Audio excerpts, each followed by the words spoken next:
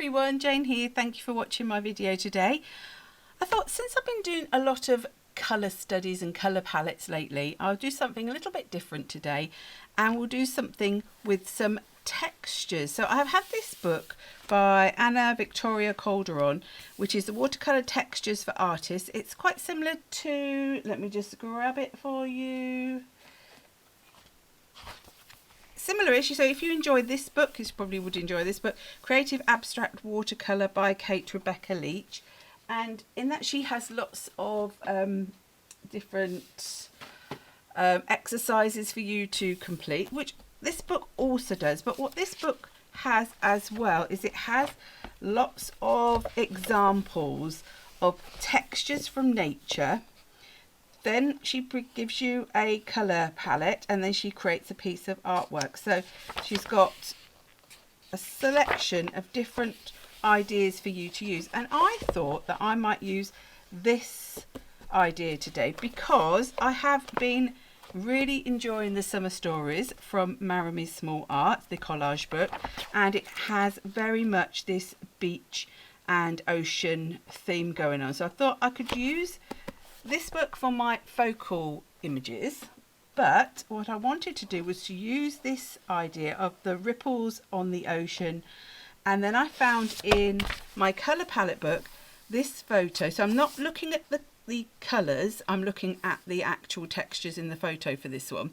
So I love the ripples in the sand as well, so I thought I might use that idea to start off my page to make the background for my collage. So that's sort of like my inspiration for this sort of project. So I'm going to be using my Canson art sketchbook, and it has Saunders Waterford paper in it. It's 300 GSM, cold pressed, 100% watercolor. It is one of my favorite books to work in. I can probably just, I have already taped that, but I can probably just show you some of my pages just to show you. So this was one of the Rebecca Leach exercises, but I have used it very much for my really watercolory backgrounds, and then using it with my stencils and drawing round things, especially my circles and bubbles, and then adding collage in as well. So it's very much, although it is a watercolor paper sketchbook, I very much use it in a mixed media kind of way, as I do everything. But I like to sometimes, I have a few sketchbooks that are, or art journals that are more watercolor paper based, and that's because I do sometimes like to really start my pages in that way. So if I know I've got the right paper, then I can sort of have a good base to start with. So that's where I've got to in there. So I've already taped off the edges of my page, and what I thought I would do is I would do this video sort of partially in time lapse, partially in real time. So the next bit I probably will do in time lapse with a voiceover, because I just want to get that background down, and then we can start on some colour. So I'll see you again in a minute. So I am using a stencil called Bubbles that I designed for Cleverprints. As always, I will list the products used in the description box below. I will also add links where I think they may be required. None of my links are affiliated, so do please check around for your local suppliers and your local retailers that you like to use, because there you will get the best prices and the best delivery. I don't also get paid to make videos using my own products that I've designed, but obviously if they do sell, then a proportion of the sale will come to me as the designer.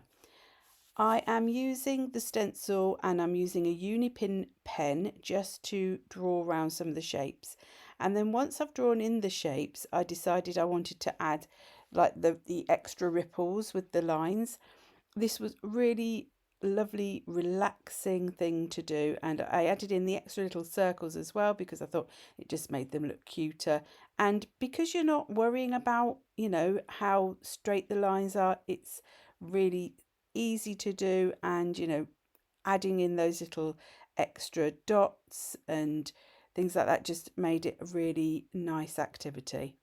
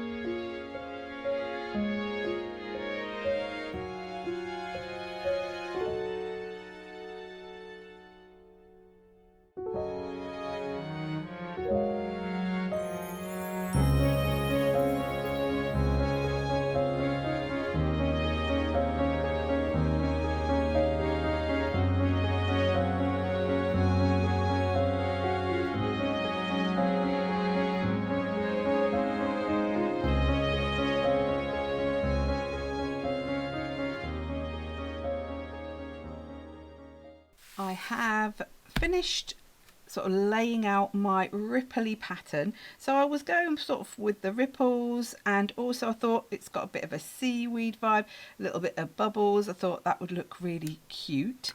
And I've got out my Daniel Smith and my core watercolors. I'm not sure what I'm going for yet. I'm probably going to go with a green and blue theme because it's under the sea. So I've got some brushes. I've got the number 8 Princeton Velvet Touch and number 4 Princeton Velvet Touch, and I've got my water. So let's just paint these in, maybe put a little bit of music on for you while I do this bit, and then we'll come back and see what we're going to do next once it's all dried.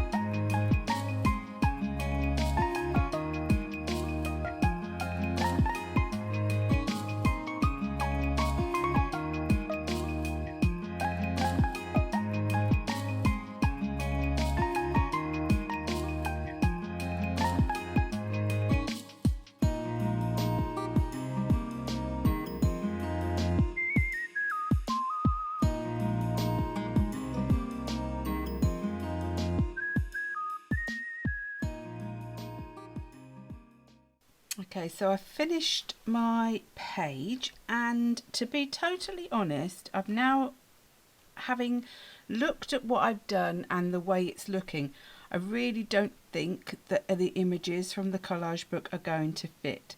So instead I have just got a sentiment from the book, because I love the sea themed one. So the sea whispers secrets only the soul can hear. So I thought that could go on there. I'll stick them down and do a bit of border, but I will first of all just take off the tape that was masking off the page. I just love the border that you get when you take that off, and I'm going to use my glue and just see where I want this to be. So we could go, oh, I like it coming in off the side of there, only so can hear. So sometimes when you start a project, you think you're going to do one thing, and then it just leads you in a totally different direction, and not at all I knew my glue probably wouldn't want to come out, not at all where, you know, you thought it was going to be going. No, that's not going to work. Let's get some different glue. Let's get this one. This should be more likely. It doesn't matter what I do with some of my glues, they will always get blocked. It's just because they're glue, I think. So let's stick this one, I think. I want it there, I think. So coming in off the side as well. I just have to lift this up to myself just to better check that that is straight across. But sometimes just a simpler sort of background, and then a lovely sentiment is all you sometimes need, you know, to finish a project off. So only the soul can hear. And I think because I used that black pen right from the start, if I do a black border around these just to finish them off, I think that will be okay, because that will sort of tie in with that black that I started with. So let's just check that. Yeah, let's put that lid on that, even though I need to unblock that. Leave that there so I remember to unblock it. And let's get, shall we go, we'll go with the black Copic Acrea. Let's just make sure it's shook up. Right, and we're just going to do a sort of sketchy border. So if you do it more than once, then it gives that look that you were meaning to do that, and it's not a mistake. I used to really worry about doing things like this, and now I really don't mind at all that sort of look. It's, you know, especially when it's in a sketchbook or your art journal, it's for you anyway, isn't it? And if you want to, you can always, what I could do actually, because I'd had them dots, didn't I, around the, down the sort of the danglers. Let's do some dots on here, and then do some little stitchy marks. And I'll do that as well. And there we go. So let's just lift that up for you.